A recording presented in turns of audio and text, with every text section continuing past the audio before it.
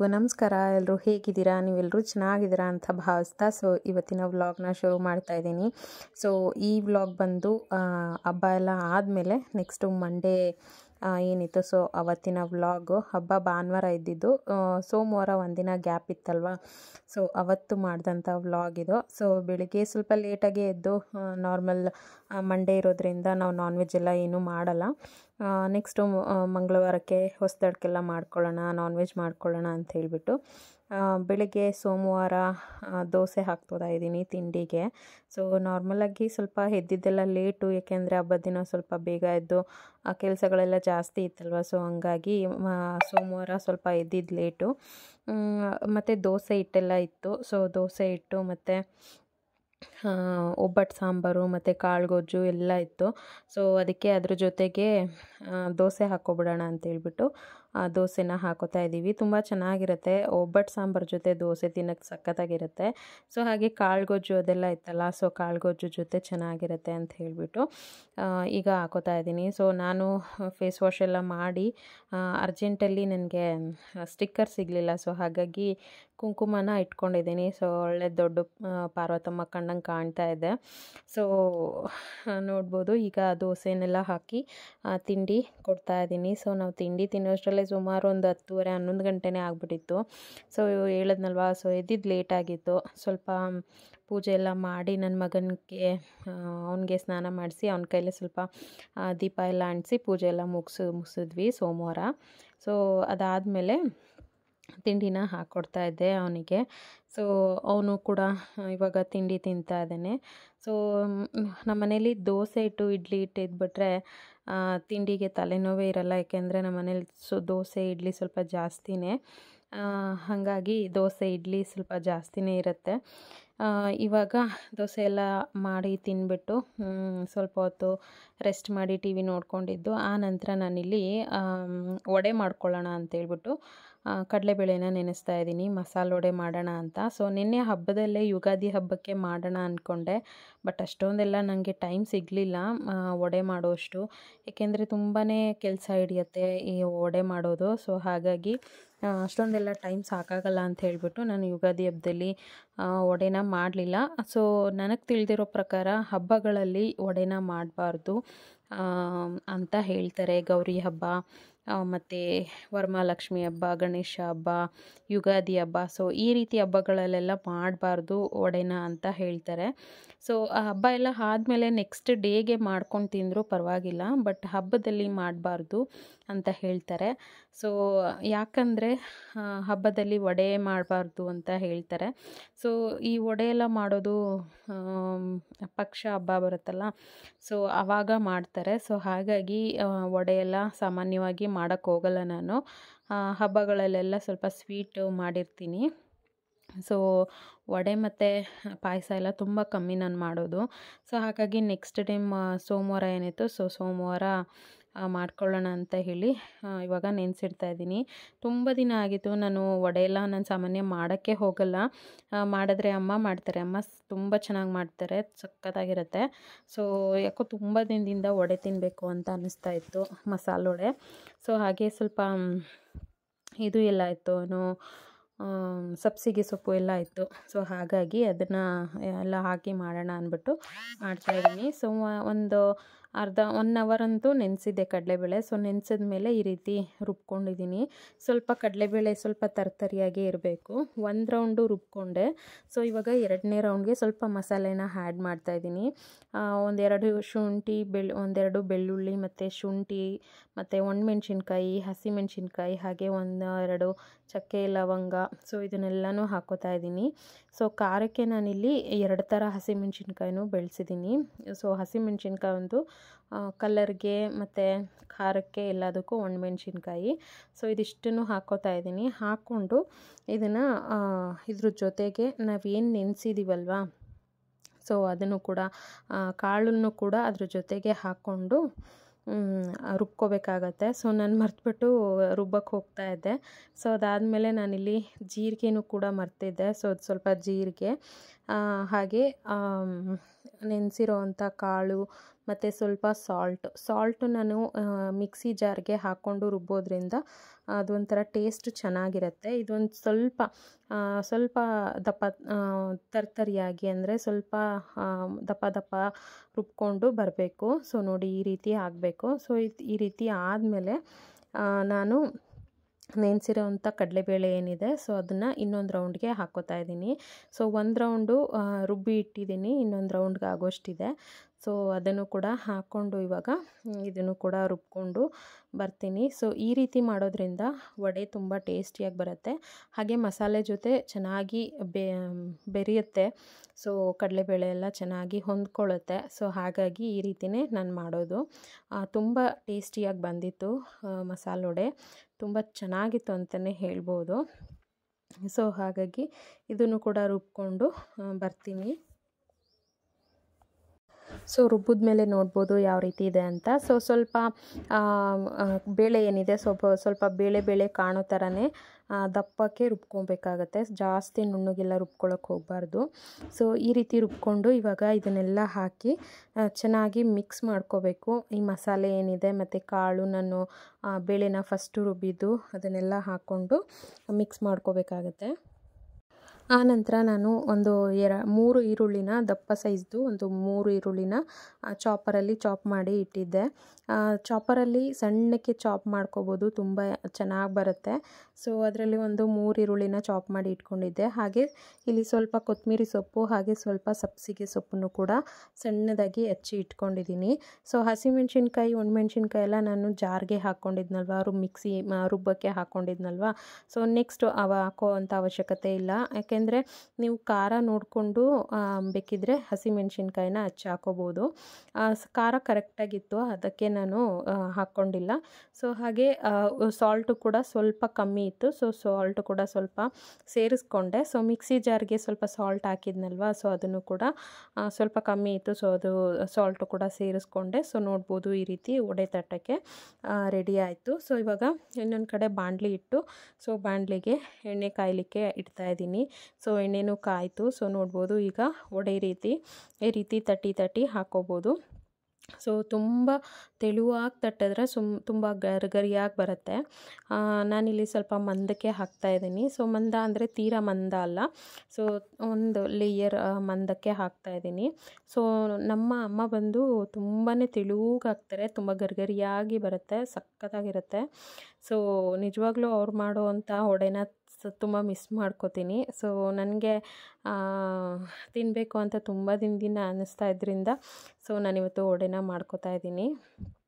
So ತುಂಬ ಚೆನ್ನಾಗಿದು high flame ಅಲ್ಲ, low flame ಅಲ್ಲ, ಮಧ್ಯದ ಅಂದರೆ ಮಿಡಲ್ ಫ್ಲೇಮಲ್ಲಿ ಇದು ಚೆನ್ನಾಗಿ ಬೇಯಬೇಕು. ಒಳಗಡೆ ಹಿಟ್ಟೆಲ್ಲ ಚೆನ್ನಾಗಿ ಬೆಂದರೆ ಸೊ ತುಂಬ ಚೆನ್ನಾಗಿ ಬರುತ್ತೆ. ಸೊ ನೋಡ್ಬೋದು ಇವಾಗ ನಾನು ಮಿಡಲ್ ಫ್ಲೇಮಲ್ಲಿ ಇಟ್ಕೊಂಡು, ಅಂದರೆ ಮಧ್ಯಮ ಉರಿಯಲ್ಲಿ ಇಟ್ಕೊಂಡು ಇದನ್ನು ಚೆನ್ನಾಗಿ ಬೇಯಿಸ್ಕೊತಾ ಇದ್ದೀನಿ. ಸೊ ಬೇಯಿಸ್ಕೊಂಡು ಅವಾಗವಾಗ ಒಂದೊಂದು ಫಸ್ಟಿಗೆ ಹಾಕಿರ್ತೀವಲ್ಲ, ಸೊ ಅದು ಸ್ವಲ್ಪ ಬೆಂದಿರುತ್ತೆ, ಅದನ್ನು ಸೈಡ್ಗೆ ಎತ್ಕೊಂಡ್ಬಿಟ್ರೆ ಬೇರೆ ಎಲ್ಲ ವಡೆಗಳು ಬೇಯೋಕ್ಕೆ ಜಾಗ ಇರುತ್ತೆ. ಸೊ ಹಾಗಾಗಿ ಎಲ್ಲದನ್ನು ಬೇಯಿಸ್ಕೊಂಡು ಈಗ ನೋಡಿ ಈ ರೀತಿ ತೆಕ್ಕೊಂಡೆ. ಸೊ ಇಷ್ಟು ಬೆಂದರೆ ಸಾಕು, ಒಳಗಡೆ ಎಲ್ಲ ಚೆನ್ನಾಗಿ ಬೆಂದಿರುತ್ತೆ. ಸೊ ತುಂಬ ಚೆನ್ನಾಗಿ ಬಂದಿತ್ತು, ತುಂಬ ಕ್ರಿಸ್ಪಿಯಾಗಿ ಬಂದಿತ್ತು ಅಂತಲೇ ಹೇಳ್ಬೋದು. ಸಖತ್ತಾಗಿ ಬಂದಿತ್ತು ಟೇಸ್ಟ್ ವೈಸ್ ಮಾತ್ರ. ಸೊ ನೀವು ಒಂದ್ಸಲ ಟ್ರೈ ಮಾಡಿ, ಸಖತ್ತಾಗಿರುತ್ತೆ. ಸೊ ಏನೇ ಮಾಡಿದ್ರು, ಯಾವುದೇ ರೀತಿ ಮಾಡಿದ್ರು ಅಮ್ಮನ ಕೈ ರುಚಿ ಅಂತೂ ಬರೋದೇ ಇಲ್ಲ. ಸೊ ನಾನು ಕೂಡ ಅಮ್ಮ ಹೇಗೆಲ್ಲ ಮಾಡ್ತಾರೆ ಸೊ ಅದನ್ನು ನೋಡ್ಕೊಂಡಿದ್ದು ಹಾಗೆ ಮಾಡಿದೆ.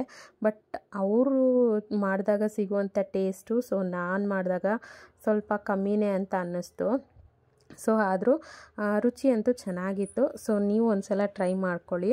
ಸೊ ಹಾಗೆ ಇವಾಗ ಟೀ ಟೈಮ್ ಆಯಿತು. ಸೊ ಟೀ ಟೈಮ್ಗೆ ಸ್ವಲ್ಪ ಎಲ್ಲ ವಡೆ ಎಲ್ಲ ಹಾಕ್ಕೊಂಡು ಟೀ ಮಾಡಿಕೊಂಡು ಇವಾಗ ತಿನ್ನೋಕ್ಕೆ ರೆಡಿ ಆಗ್ತಾಯಿದ್ದೀವಿ. ಸೊ ಅದೆಲ್ಲ ಆದಮೇಲೆ ಸೋಮವಾರ ಹೊಸದಡ್ಕಲ್ವಾ, ಸೊ ಯುಗಾದಿ ಹಬ್ಬ ಅಂದಮೇಲೆ ನಾವು ಚಂದ್ರನ ನೋಡದೆ ಇರೋಕ್ಕಾಗತ್ತಾ. ಸೊ ಚಂದ್ರನು ಕೂಡ ನೋಡಬೇಕು. ಸೊ ಸುಮಾರು ಒಂದು 6 ಗಂಟೆ 6:30 ಸುಮಾರಿಗೆ ಇಲ್ಲಿ ಚಂದ್ರ ಕೂಡ ಕಾಣಿಸ್ತು. ಸೊ ಅದು ಕೂಡ ಸಣ್ಣದಾಗಿ ಒಂದು ಕ್ಲಿಪ್ಪಿಂಗ್ಸ್ನ ತೊಗೊಂಡೆ. ಅದು ನೋಡ್ಬೋದು, ನಾನು ಆರೋ ಮಾರ್ಕ್ ಹಾಕಿರ್ತೀನಿ. ಸೊ ಅದು ಕಾಣಿಸ್ತಾ ಇದೆ, ನೋಡ್ಬೋದು. ಒಂದು ಚಂದ್ರ ಕೂಡ ನೋಡಿದ್ವಿ. ಸೊ ಈ ವರ್ಷ ನಾವು ಯಾವುದೇ ನಾನ್ ವೆಜ್ ತಿಂದೆ ಚಂದ್ರನ ನೋಡಿರೋದು. ಏಕೆಂದರೆ ಮಧ್ಯದಲ್ಲಿ ಸೋಮವಾರ ಆಗಿರೋದ್ರಿಂದ ನಾನ್ ವೆಜ್ ಎಲ್ಲ ಏನೂ ತಿನ್ನಲ್ವಲ್ಲ, ಸೊ ಹಾಗಾಗಿ. ಸೊ ಇದು ನೆಕ್ಸ್ಟ್ ಡೇ ಮಾರ್ನಿಂಗು, ಅಂದರೆ ಮಂಗಳವಾರ. ಸೊ ಮಂಗಳವಾರ ಆ್ಯಸ್ ಯೂಶ್ವಲ್ ಹೊಸದಡ್ಕು ನಾನ್ ವೆಜ್ ಮಾಡಲೇಬೇಕಲ್ವ, ಸೊ ಹಾಗಾಗಿ. ಸೊ ನಾನು ಸಿಂಪಲ್ಲಾಗಿ ಮಾಡ್ಕೋತಾ ಇದ್ದೀನಿ. ನಾನೇನು ತುಂಬ ಜಾಸ್ತಿ ಎಲ್ಲ ಮಾಡ್ತಾಯಿಲ್ಲ, ಯಾಕೆಂದರೆ ನಾವಿರೋದು 3 ಜನ, ಮತ್ತು ನನ್ನ ಮೈದಾ ಒಬ್ಬರು ಬರ್ತಾರೆ, 4 ಜನ ಅಷ್ಟೇ. ಸೊ ಹಾಗಾಗಿ ಸಿಂಪಲ್ಲಾಗಿ ಮಾಡ್ಕೋತಾ ಇದ್ದೀನಿ. ಸೊ ಒಂದು ಮಟನ್ ತರಿಸಿದ್ರು 1 kg. ಸೊ ಅದು ಬಿಟ್ಟರೆ ಚಿಕನ್ನು ತಂದಿದ್ರು. ಸೊ ಹಾಗಾಗಿ ಎರಡೂ ಕೂಡ ಸಾಂಬಾರೇ ಮಾಡ್ತಾಯಿದ್ದೀನಿ. ನನಗೆ ಚಿಕನ್ ಸಾಂಬಾರು ಇಷ್ಟ ಆಗುತ್ತೆ. ಸೊ ನಮ್ಮ ಮನೆಯವ್ರಿಗೆ ಮಟನ್ ಸಾಂಬಾರು ಇಷ್ಟ ಆಗುತ್ತೆ. ಸೊ ಹಾಗಾಗಿ ಮಟನ್ಗೂ ಕೂಡ ಸಾಂಬಾರೇ ಮಾಡ್ತಾಯಿದ್ದೀನಿ, ಚಿಕನ್ಗೂ ಕೂಡ ಸಾಂಬಾರೇ ಮಾಡ್ತಾಯಿದ್ದೀನಿ. ಸೊ ಎರಡಿಗೂ ಕೂಡ ಸೇಮ್ ಮಸಾಲೆನೇ, ಒಂದೇ ಮಸಾಲೆನೇ ಹಾಕ್ತಾಯಿದ್ದೀನಿ. ಹಾಗಾಗಿ ಸ್ವಲ್ಪ ಬಾಣಲಿಗೆ ಜಾಸ್ತಿನೇ ಈರುಳ್ಳಿ ಮತ್ತು ಶುಂಠಿ, ಬೆಳ್ಳುಳ್ಳಿ ಮತ್ತು ಒಣಮೆಣ್ಸಿನ್ಕಾಯಿ, ಸ್ವಲ್ಪ ಚಕ್ಕೆ, ಲವಂಗ ಮತ್ತು ಕಡಲೆ, ಸೊ ಇದನ್ನೆಲ್ಲ ಹಾಕ್ಕೊಂಡು ಸ್ವಲ್ಪ ಎಣ್ಣೆ ಹಾಕ್ಕೊಂಡು ಬಾಣಲಿಲಿ ಚೆನ್ನಾಗಿ ಫ್ರೈ ಮಾಡ್ಕೊತಾ ಇದ್ದೀನಿ. ಈ ರೀತಿ ಮಸಾಲೆ ಫ್ರೈ ಮಾಡ್ಕೊಳ್ಳೋದ್ರಿಂದ ಟೇಸ್ಟ್ ಅಂತೂ ತುಂಬ ಚೆನ್ನಾಗಿ ಬರುತ್ತೆ. ಸೊ ನೋಡ್ಬೋದು, ಇದನ್ನು ಚೆನ್ನಾಗಿ ಫ್ರೈ ಮಾಡ್ಕೋಬೇಕು. ಸೊ ಹಾಗೆ ಇಲ್ಲಿ ನಾನು 2 ಟೊಮೊಟೊನ ಹಾಕೋತಾ ಇದ್ದೀನಿ, ಏಕೆಂದರೆ 2 ಸಾಂಬಾರ್ಗೆ ಬೇಕಲ್ವಾ. ಸೊ ಹಾಗಾಗಿ 2 ಟೊಮೊಟೊನ ಸಣ್ಣದು ಹಾಕ್ಕೋತಾ ಇದ್ದೀನಿ. ಸೊ ಹಾಕ್ಕೊಂಡು ಇದಕ್ಕೆ ಕೊತ್ತಂಬರಿ ಮತ್ತು ಪುದೀನ ಸೊಪ್ಪನ್ನು ಕೂಡ ಇದ್ರ ಜೊತೆಗೆ ರುಬ್ಬಕ್ಕೆ ಹಾಕೋತಾ ಇದ್ದೀನಿ. ಸೊ ರುಬ್ಬಕ್ಕೆ ಹಾಕ್ಕೊಂಡು ಇದನ್ನು ಚೆನ್ನಾಗಿ ಫ್ರೈ ಮಾಡ್ಕೋಬೇಕು. ಸೊ ಫ್ರೈ ಮಾಡ್ಕೊಂಡಿದ್ದ ನಂತರ ಇದಕ್ಕೆ ಕಾಯೆಲ್ಲ ನಾನು ಸಪ್ರೇಟಾಗಿ ರುಬ್ಕೋತೀನಿ. ಸೊ ಕಾಯಿ ಸಪ್ರೇಟಾಗಿ ರುಬ್ಕೊಂಡು ಕಾಯಿ ಮಸಾಲೆ ಎಲ್ಲ ಸ್ವಲ್ಪ ಕಮ್ಮಿನೇ ಹಾಕೋದು ನಾನು ಮಸಾಲೆ ಈ ನಾನ್ ವೆಜ್ಗೆಲ್ಲ, ಇಲ್ಲಾಂದರೆ ಅಷ್ಟು ಟೇಸ್ಟ್ ಬರೋದಿಲ್ಲ. ಸೊ ಹಾಗೆ ನಾನಿಲ್ಲಿ 1 ಟೀ ಸ್ಪೂನ್ ಆಗುವಷ್ಟು ಕಡಲೆ ಮತ್ತು ಚಕ್ಕೆ ಲವಂಗನೂ ಕೂಡ ಹಾಕ್ಕೊಂಡು ಚೆನ್ನಾಗಿ ಫ್ರೈ ಮಾಡ್ಕೋತಾ ಇದ್ದೀನಿ. ಇದು ಸ್ವಲ್ಪ ಸ್ಟೀಲ್ ಬಾಣಲಿ ಆಗಿರೋದ್ರಿಂದ ಸ್ವಲ್ಪ ಬೇಗ ಒಂಥರ ಸೀದೋದಂಗೆ ಆಗುತ್ತೆ. ಸೊ ನೋಡ್ಬೋದು, ಫೈನಲಿ ಮಸಾಲೆ ಎಲ್ಲ ರುಬ್ಬಿ ಮಟನ್ ಕೂಡ ರೆಡಿ ಆಯಿತು, ಮಟನ್ ಸಾಂಬಾರು ಕೂಡ. ಸೊ ನಾನು ಜಾಸ್ತಿ ವಿಡಿಯೋ ಎಲ್ಲ ಮಾಡ್ಕೊಳಕ್ಕಾಗಲಿಲ್ಲ, ಯಾಕೆಂದರೆ ತುಂಬ ಟೈಮ್ ಆಗಿತ್ತು. ಯಜಮಾನ್ರಿಗೆ ಮಂಗಳವಾರ ಆಗಿದ್ದರಿಂದ ಅವ್ರಿಗೆ ರಜಾ ಇರಲಿಲ್ಲ, ಡ್ಯೂಟಿ ಇತ್ತು. ಸೊ ಡ್ಯೂಟಿಗೋಸ್ಕರ ಬೇಗ ಅಡುಗೆ ಮಾಡಬೇಕಿತ್ತು. ಅವರು ತಿಂಡಿಗೆ ತಿನ್ಕೊಂಡು ಹೋಗ್ತೀನಿ ಅಂತ ಹೇಳಿದರು. ಸೊ ಹಾಗಾಗಿ ಸ್ವಲ್ಪ ಬೇಗನೆ ಮಾಡಬೇಕಿತ್ತು. ಸರಿ ಅಂದ್ಬಿಟ್ಟು ಇನ್ನೇನು ಮಾಡೋಕ್ಕಾಗಲ್ಲ ಅಂದ್ಬಿಟ್ಟು ಜಾಸ್ತಿ ವೀಡಿಯೋ ಮಾಡ್ಕೊಳಕ್ಕೆ ಹೋಗಲಿಲ್ಲ. ಸೊ ನೋಡ್ಬೋದು, ಈ ಕಡೆ ಒಂದು ಕಡೆ ಮಟನ್ ಸಾಂಬಾರು, ಇದು ಚಿಕನ್ ಸಾಂಬಾರು. ಸೊ ಎರಡೂ ಸಾಂಬಾರೇ ಮಾಡಿರೋದ್ರಿಂದ ನನಗೇನು ಅಷ್ಟೊಂದು ರಿಸ್ಕ್ ಅಂತ ಅನ್ನಿಸ್ಲಿಲ್ಲ. ಏಕೆಂದರೆ ಸಾಂಬಾರು ನಮ್ಗೆ ಆಲ್ಮೋಸ್ಟು ಗ್ರೇವಿ ಮತ್ತು ಈ ಫ್ರೈಗಿಂತ ಸಾಂಬಾರು ಇಷ್ಟ ಆಗುತ್ತೆ. ಸೊ ಎಲ್ಲದ್ರ ಜೊತೆಗೂ ಸೆಟ್ ಆಗುತ್ತೆ. ಅನ್ನ ಆಗ್ಬೋದು, ಮುದ್ದೆ, ಚಪಾತಿ, ಪೂರಿ ಏನೇ ಒಂದು ಆಗ್ಬೋದು. ಸೊ ಎಲ್ಲದಕ್ಕೂ ಸೆಟ್ ಆಗುತ್ತೆ. ಹಾಗೆ ಈ ಕಡೆ ನೋಡ್ಬೋದು, ಕಾಯಿ ಮಸಾಲೆ ನಾನು ಸಪ್ರೇಟ್ ರುಬ್ಕೊಂಡಿದ್ದೀನಿ. ಮಸಾಲೆ ಸಾರಿಗೆ ಅಂದರೆ ಚಿಕನ್ ನಾನ್ ವೆಜ್ಗೆಲ್ಲ ಎಷ್ಟು ಬೇಕೋ ಸೊ ಅಷ್ಟನ್ನು ಹಾಕ್ಕೋಬೋದು ಅಂತ ಸಪ್ರೇಟಾಗಿ ರುಬ್ಕೊಂಡಿದ್ದೀನಿ. ಹಾಗೆ ನಾನಿಲ್ಲಿ ಬೆಳಗಿನ ತಿಂಡಿಗೆ ಇಡ್ಲಿಗೆ ನೆನೆಸಿದ್ದೆ ನಿನ್ನೆ. ಸೊ ಇಡ್ಲಿಗೆ ನೆನೆಸಿ ಅದು ಚೆನ್ನಾಗಿ ಪರ್ಮಿಂಟೇಷನ್ ಕೂಡ ಆಗಿತ್ತು. ಸೊ ಪರ್ಮಿಂಟೇಷನ್ ಆಗಿ ಈಗ ಇಡ್ಲಿಗೂ ಕೂಡ ಇಡಬೇಕು. ಸೊ ಒಂದು ಕಡೆ ಸಾಂಬಾರೆಲ್ಲ ಆಗ್ತಾಯಿದೆ. ಹಾಗೆ ಇನ್ನೊಂದು ಕಡೆ ಇನ್ನೊಂದು ಸ್ವಲ್ಪ ಚಿಕನ್ನ ಎತ್ತಿಟ್ಟಿದ್ದೆ. ಸೊ ನನ್ನ ಮಗನಿಗೆ ಕಬಾಬ್ ಅಂದರೆ ತುಂಬ ಇಷ್ಟ. ಸೊ ಯಾವಾಗಲೂ ಕಬಾಬ್ ಕೇಳ್ತಾನೆ ಇರ್ತಾನೆ. ಹಾಗಾಗಿ ಇದು ಕೂಡ ತೊಳೆದು ಚಿಕನ್ ಅಂಗಡಿಯಲ್ಲೇ ಕಬಾಬ್ಗೆ ಅಂತೇಳಿ ಒಡಿಸ್ಕೊಂಡು ಬಂದಿದ್ದರು. ಸರಿ, ಅದಕ್ಕೂ ಕೂಡ ರೆಡಿ ಮಾಡ್ಕೊಂಬಿಡೋಣ ಅಂತೇಳ್ಬಿಟ್ಟು ಅದರಲ್ಲಿರುವಂಥ ನೀರನ್ನೆಲ್ಲ ಸೋರಿಸಿ ಇವಾಗ ನಾನು ಹೋಮ್ ಮೇಡ್ ಕಬಾಬ್ ರೆಡಿ ಮಾಡ್ತಾಯಿದ್ದೀನಿ. ಸೊ ನಾನು ಯಾವುದೇ ಥರ ಪುಡಿನ ಬಳಸ್ತಾ ಇಲ್ಲ, ಮನೇಲೇ ರೆಡಿ ಮಾಡ್ತಾಯಿದ್ದೀನಿ. ಸೊ ಇದಕ್ಕೆ 1 ಮೊಟ್ಟೆನ ಹೊಡೆದು ಹಾಕ್ಕೊಂಡಿದ್ದೀನಿ. ಹಾಗೆ ಶುಂಠಿ ಬೆಳ್ಳುಳ್ಳಿ ಪೇಸ್ಟು, ಸೊ ಶುಂಠಿ ಬೆಳ್ಳುಳ್ಳಿ ಪೇಸ್ಟನ್ನು ಕೂಡ ಹಾಕೋತಾ ಇದ್ದೀನಿ. 1 ಸ್ಪೂನ್ ಆಗೋಷ್ಟು ನಾನು ಶುಂಠಿ ಬೆಳ್ಳುಳ್ಳಿ ಪೇಸ್ಟನ್ನು ನಾನು ಮನೇಲೇ ಮಾಡಿಟ್ಕೊಂಡಿರ್ತೀನಿ. ಸೊ ನಾನೆಲ್ಲೂ ಹೊರಗಡೆಯಿಂದ ತರೋದಿಲ್ಲ ಶುಂಠಿ ಬೆಳ್ಳುಳ್ಳಿ ಪೇಸ್ಟ್ ಎಲ್ಲ. ಸೊ ಅದನ್ನು ಕೂಡ ಹಾಕ್ಕೊಂಡೆ. ಹಾಗೆ ಇಲ್ಲಿ ನಾನು ಒಂದು ದೊಡ್ಡ ಸ್ಪೂನಲ್ಲಿ 2 ಸ್ಪೂನ್ ಆಗೋಷ್ಟು ಕಾರ್ನ್ಫ್ಲೋರನ್ನು ಹಾಕೋತಾ ಇದ್ದೀನಿ. ಸೊ ಕಾರ್ನ್ಫ್ಲೋರು 2 ಸ್ಪೂನ್ ಆಗೋಷ್ಟು ಕಾರ್ನ್ಫ್ಲೋರು ಹಾಕ್ಕೊಂಡು, ಸೊ ಇವಾಗ ಇದಕ್ಕೆ ಟೇಸ್ಟಿಗೆ ಖಾರ, ಸೊ ಚಿಲ್ಲಿ ಪೌಡ್ರನ್ನ ಹಾಕೋತಾ ಇದ್ದೀನಿ. ಚಿಲ್ಲಿ ಪೌಡ್ರು 2 ಸ್ಪೂನಷ್ಟು ಹಾಕ್ಕೊಂಡ್ರು ಚೆನ್ನಾಗಿರುತ್ತೆ. ಸೊ ಕ್ರಿಸ್ಪಿಯಾಗಿ ಸ್ಪೈಸಿಯಾಗಿ ಚೆನ್ನಾಗಿರುತ್ತೆ. ಸೊ ಹಾಗಾಗಿ ಒಂದು 2 ಸ್ಪೂನಷ್ಟು ಚಿಲ್ಲಿ ಪೌಡ್ರನ್ನು ಕೂಡ ಹಾಕೋತಾ ಇದ್ದೀನಿ. ಸೊ ಚಿಲ್ಲಿ ಪೌಡ್ರು ಹಾಕ್ಕೊಂಡು ಇದ್ರ ಜೊತೆಗೆ ಸಾಲ್ಟು, ರುಚಿಗೆ ತಕ್ಕಷ್ಟು ಉಪ್ಪು. ಸೊ ರುಚಿಗೆ ತಕ್ಕಷ್ಟು ಉಪ್ಪು, ಯಾಕೆಂದರೆ ಚಿಕನ್ಗೆಲ್ಲ ಚೆನ್ನಾಗಿ ಉಪ್ಪು ಹಿಡಿಬೇಕಲ್ವಾ. ಸೊ ಹಾಗಾಗಿ ರುಚಿಗೆ ತಕ್ಕಷ್ಟು ಉಪ್ಪನ್ನು ಹಾಕ್ತಾಯಿದ್ದೀನಿ. ಸೊ ಹಾಗೆಯೇ ಮತ್ತು ಸ್ವಲ್ಪ ಅರಿಶಿನನೂ ಕೂಡ ಹಾಕೋತಾ ಇದ್ದೀನಿ. ಇದು ಹೋಮ್ ಮೇಡ್ ಕಬಾಬ್ ಸಖತ್ತಾಗಿ ಬರುತ್ತೆ, ತುಂಬ ಸ್ಪೈಸಿಯಾಗಿ ಕ್ರಿಸ್ಪಿಯಾಗಿ ಬರುತ್ತೆ. ಸೊ ನೀವು ಮನೇಲಿ ಒಂದೇ ಒಂದು ಸಲ ಟ್ರೈ ಮಾಡಿ. ಸೊ ತುಂಬ ಚೆನ್ನಾಗಿ ಬರುತ್ತೆ. ಸೊ ಹಾಗೆ ಇವಾಗ 1 ಸ್ಪೂನ್ ತೊಗೊಂಡು ಇದನ್ನು ಚೆನ್ನಾಗಿ ಮಿಕ್ಸ್ ಮಾಡ್ಕೋಬೇಕು. ಸೊ ಚೆನ್ನಾಗಿ ನಾವು ಎಷ್ಟು ಚೆನ್ನಾಗಿ ಮಿಕ್ಸ್ ಮಾಡ್ತೀವೋ ಸೊ ಅಷ್ಟು ಚೆನ್ನಾಗಿ ಕಬಾಬ್ ರೆಸಿಪಿಗೆ ರೆಡಿ ಆಗುತ್ತೆ. ಸೊ ನೋಡ್ಬೋದು, ಈ ರೀತಿ ಚೆನ್ನಾಗಿ ಮಿಕ್ಸ್ ಮಾಡ್ಕೋಬೇಕು. ಸೊ ಇದೆಲ್ಲ ಮಿಕ್ಸ್ ಮಾಡಿಕೊಂಡು ಆನಂತರ ಇದಕ್ಕೆ ಒಂದು ಅರ್ಧ ಹೋಳಷ್ಟು ನಿಂಬೆಹಣ್ಣು ರಸನ ಹಾಕ್ಕೋಬೇಕಾಗತ್ತೆ. ಸೊ ಒಂದು ಅರ್ಧ ಹೋಳಷ್ಟು ನಿಂಬೆಹಣ್ಣು ರಸನ ಹಾಕ್ಕೊಳ್ಳೋದ್ರಿಂದ ಸೊ ಹುಳಿ, ಉಪ್ಪು, ಖಾರ ಎಲ್ಲದೂ ಕೂಡ ಚೆನ್ನಾಗಿ ಹಿಡಿಯುತ್ತೆ. ಸೊ ನೋಡ್ಬೋದು ಎಷ್ಟು ಕಲರ್ಫುಲ್ಲಾಗಿ ಬಂದಿದೆ ಅಂತ. ಸೊ ಯಾವುದೇ ಥರ ಫುಡ್ ಕಲರ್ ಬೇಡ, ಯಾವುದೇ ಥರ ಮಿಕ್ಸ್ ಬೇಡ, ಮತ್ತು ಅಂಗಡಿಲಿ ಬಳಸೋವಂಥ ಯಾವುದೇ ಥರ ಪೌಡ್ರು ಕೂಡ ಬೇಡ. ಸೊ ಅಷ್ಟು ಚೆನ್ನಾಗಿರುತ್ತೆ. ಟೇಸ್ಟ್ ಅಂತೂ ತುಂಬ ಚೆನ್ನಾಗಿತ್ತು. ಇದ್ರ ಜೊತೆಗೆ ಗ್ರೀನ್ ಚಟ್ನಿ ಮಾಡ್ಕೊಂಡ್ಬಿಟ್ರೆ ಸಖತ್ತಾಗಿರುತ್ತೆ. ಹಾಗೆ ಇದೊಂದು 1/2 ಅವರ್ ಫ್ರೀಝರಲ್ಲಿ ಇಟ್ಬಿಟ್ಟು ಎಣ್ಣೆಗೆ ಕರೀಲಿ ಅಂದರೆ ಫ್ರೈ ಮಾಡೋಕ್ಕೆ ಹಾಕೋಬೇಕಾಗತ್ತೆ. ಸೊ ನಾನು ಇದನ್ನು ನೈಟಲ್ಲಿ ಫ್ರೈ ಮಾಡಿಕೊಂಡೆ. ಸೊ ಹಾಗಾಗಿ ನಾನು ಇದನ್ನು ವೀಡಿಯೋ ಮಾಡ್ಕೊಳ್ಳೋಕ್ಕಾಗಲಿಲ್ಲ. ಸೊ ಹಾಗೆ ನಮ್ಮ ಮನೆಯ ಹೊಸತಡ್ಕು ಊಟ, ನಾನ್ ವೆಜ್ ಊಟ ಈ ರೀತಿ ಇತ್ತು. ಮಟನ್ ಸಾರು, ಚಿಕನ್ ಸಾರು ಮತ್ತು ಕಬಾಬ್, ಚಿಕನ್ ಕಬಾಬ್ ಸಖತ್ತಾಗಿ ಬಂದಿತ್ತು. ಸೊ ನೀವು ಒಂದು ಸಲ ಟ್ರೈ ಮಾಡಿ. ನಾನು ಸಪ್ರೇಟಾಗಿ ಯಾವಾಗಾದ್ರು ಮಾಡಿದಾಗ ಖಂಡಿತ ರೆಸಿಪಿನ ಶೇರ್ ಮಾಡ್ತೀನಿ, ಸಖತ್ತಾಗಿ ಬರುತ್ತೆ. ಸೊ ನೀವು ಕೂಡ ಒಂದು ಸಲ ಟ್ರೈ ಮಾಡಿ ಅಂತ ಹೇಳೋಕ್ಕೆ ಇಷ್ಟಪಡ್ತೀನಿ. ಹಾಗೆ ಯಾರೆಲ್ಲ ಹೊಸದಾಗಿ ನನ್ನ ಚಾನಲ್ ನೋಡ್ತಾ ಇದ್ದೀರೋ ದಯವಿಟ್ಟು ಸಬ್ಸ್ಕ್ರೈಬ್ ಮಾಡ್ಕೊಂಡು ನೋಡಿ. ವಿಡಿಯೋ ಇಷ್ಟ ಆದರೆ ಪ್ಲೀಸ್ ಒಂದು ಲೈಕ್, ಶೇರ್, ಕಮೆಂಟ್ ಮಾಡಿ. ಹಾಗೆ ಇನ್ನಷ್ಟು ಜನರಿಗೆ ಶೇರ್ ಮಾಡಿ, ಸಪೋರ್ಟ್ ಮಾಡಿ. ಹಾಗೆ ಸಬ್ಸ್ಕ್ರೈಬ್ ಮಾಡಿಕೊಂಡು ಬೆಲ್ ಐಕನ್ನ ಕ್ಲಿಕ್ ಮಾಡ್ಕೊಳ್ಳಿ ಅಂತ ಹೇಳ್ತಾ ಈ ವಿಡಿಯೋನ ಇಲ್ಲಿಗೆ ಎಂಡ್ ಮಾಡ್ತೀನಿ. ಥ್ಯಾಂಕ್ ಯು ಸ್ನೇಹಿತರೆ, ಬಾಯ್.